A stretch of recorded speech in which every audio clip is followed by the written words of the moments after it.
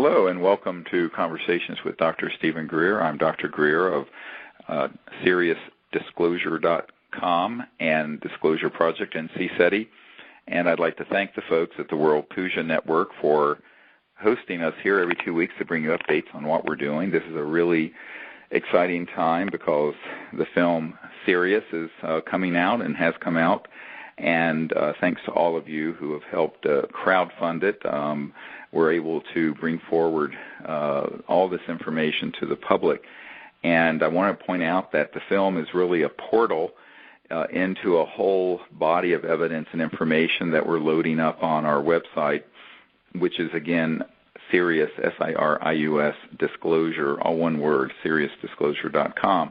And there's a section on it of UFO evidence. You can hit that button, and it goes into file after file after file of photographs and images and top-secret military witnesses and government documents and images of this little being from the Atacama Desert and the CAT scans and everything. So that's really your source. And there's also information there about our expeditions under the stars.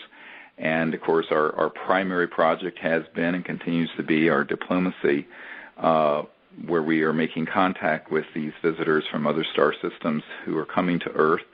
And I want to let people know that you can join me under the stars in Christum, Colorado, June 2nd through 8th. And there's a link there at SeriousDisclosure.com for contact expeditions with me that you can go to and find out about that. And also here in Virginia, we're going to do a 3-day event under the stars on May 10th, 11th, and 12th. So those of you who want to join us here on the East Coast in the Blue Ridge Mountains, it'll be beautiful. And we're having the big premiere of the film Sirius at the Paramount Theater here in Charlottesville, Virginia. And that's going to be very, very exciting because that's a wonderful theater and holds about 1,000 people. And that'll be on the 12-year anniversary of the Disclosure Project launch at the National Press Club 12 years ago in 2001, so on May 9th. So it's May 9th, Charlottesville, Virginia, at the Paramount Theater. And information about that event, if you want to join us there, it's also at SeriousDisclosure.com. So I wanted to let people know about that. And, again, thank everyone for their enormous support. It turns out that this film, Sirius, the documentary, is the most successful crowdfunded documentary in history. So we have made history in the film industry, as it turns out, by doing this, and we're very gratified. And it couldn't have been done without all of you who are listening and who have been supporting us so magnificently over the last year, and in fact many of you for many years, so thank you very much. I'd like to introduce a wonderful guest that we have today. Gelsheimer is a dear friend and a CSETI member and has been on contact expeditions with me in a couple of locations. And she's a clinical psychologist in Canada who has taken an interest and helped us research the exciting historical record about the star people and what some people would say are possible links to other civilizations that have had contact on Earth with people from the stars, and the traditions in the Native American, but also other cultures' traditions of having had contact with extraterrestrial civilizations. And the reason we're doing this is because there's some things about this very unusual Atacama Humanoid that was found in this remote area of Chile in the Atacama Desert that makes one wonder. And, of course, these are all things that we're in the early stages of discovering and doing scientific research on, but it makes you wonder about some of these traditions that all of you have heard about, and Anne is going to go through some of this with us and just share what she has learned and through her perusing of the literature. And, of course, there's much more information out there. We only have an hour, but I'm really grateful for Anne for putting this together because she has taken on the task for us of looking into this and finding the references of the traditions where Native peoples have talked about making contact or having had an ancestry that has come from the people from the stars. So thank you, Anne, for doing this with us. Oh, you're so welcome. Thank you for having me. Oh, it's wonderful. So first thing I want to do is just sort of, if you can, Anne, just share a little bit of the overview of what you found as you began to dig into this idea that some of the native traditions and oral traditions and maybe some of the written traditions around the world had this idea that humans had a connection to people from the stars. Well, I actually had gotten interested in the topic when I was doing some shamanic studies in the past, and some of my teachers had touched on our connection with the stars, so I assumed there would be a lot of information out there. But as I started to look, it actually is quite a closely guarded oral tradition among most peoples. Right. And the traditions are now being shared. Many of the wisdom keepers are feeling that now is the time, given what's happening on the earth, the contamination on the earth, the different difficulties that we're facing, that now is the time to release this oral knowledge. So when I sort of dug into it, it was really looking at individuals who represented, different peoples from all around the world, looking at, North American Native Americans, right. Looking at people from Australia, the Maori from New Zealand, people from down in Peru. Very interesting and very similar. The information, and they talk about the similarities. They know that what their knowledge is within their oral traditions overlaps with the traditions all around the world, which is really fascinating.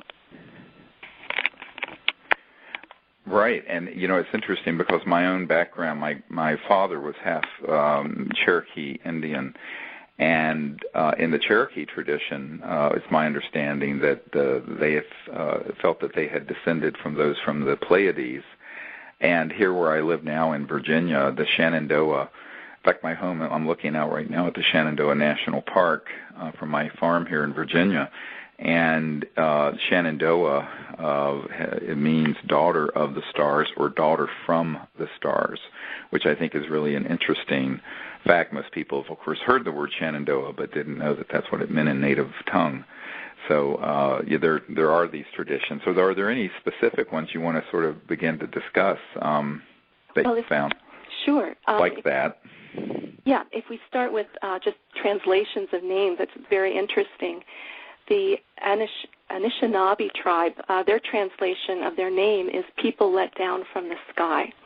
Perfect. And the Hopi have also talked about being man let down from the sky. And I'm just looking back here. There's a whole bunch of them. Some of them have symbols that it's not necessarily their name, but the symbol representing the people has a sky reference or a star reference. For instance, I'm just looking at the Assoc. I hope I'm saying that right. Their symbol for their people is a staircase with people walking down from the stars. Wow. And the Iroquois, they talk about the first person who was, quote, woman who fell from the stars. And that idea is picked up in other traditions as well. For instance, in the Seneca Nation, they have a wampum belt that gives the creation story. And they talk about the different stars of creation. And the second star of creation brought woman who fell from the sky. So there you have that overlap with the Iroquois. And then when I looked at, where some of them were actually saying that they came from, where their actual star ancestors originated, most of them said from the Pleiades. I actually didn't find anyone who specified anywhere else other than the Pleiades. So the Cherokee would have come from the Pleiades according to their oral tradition. The Hopi, the Sioux, the Australian Aboriginals, and also the Maya. Right. And, of course, in Africa you have others like the Dogon tribe that had another star system. And, of course, there's the tradition of the Egyptian and Vedic traditions that felt they had a connection to. Of course, the brightest star is Sirius, which is the name of our film. and Sirius, and also the entire Orion sector factors very heavily in ancient Egyptian and Vedic traditions. And, of course, in the Vedas, which I've studied extensively, there are accounts of the Vimanas and of beings that came from the stars, and they talk about that sector of space as being where they had contact from people, the star people. Right. And this whole subject, it's present across all the native traditions. When I was reading, different accounts of individuals growing up within their own tradition, they talk about what their, parents taught them and their grandparents taught them. And again, it's that oral tradition of we come from the stars. But at the same time, it's really taboo to talk about it, or at least it has been up until fairly recently. Right. And there's a woman, quite an interesting lady called Nancy Red Star, who's been I think it's been taboo in the recent modern history. I doubt it was taboo pre-Columbian or hundreds of years ago.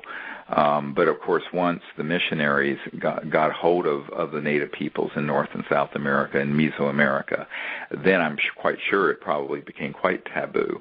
But I think if you look at before then, it was probably something that was part of a very open discussion that took place. And in fact, as I've traveled around various remote areas of the world, when you meet with native peoples, they just go, "Oh yes, of course," even now. But it's one of these things where there has been this acculturation from the West that's made certain things taboo that would not have been, several hundred years ago. Yes, that absolutely makes sense. And I think it's also because for a lot of the traditions, it's sacred knowledge, and they don't want to put it out before people who won't respect it. So the taboo is partly around protecting that knowledge as well. Yeah, well, everyone needs to get over it, because now we're in a new era when everyone needs to know all these secrets that people have been sitting on, whether it's scientists at Lockheed and NASA, or the CIA, or people in their traditions, spiritual traditions. I was having a conversation with someone who was a Mason. I said, yeah, well, get over it. We need to sort of bring out all this knowledge now, because the Earth and the people need it, and we need to evolve from being a sort of a balkanized world of tribes and city-states and nations to a planet that takes its place amongst the stars with these star people. And that's the big leap that we're in the process of making as a civilization right now. And so that's why I think it's really good.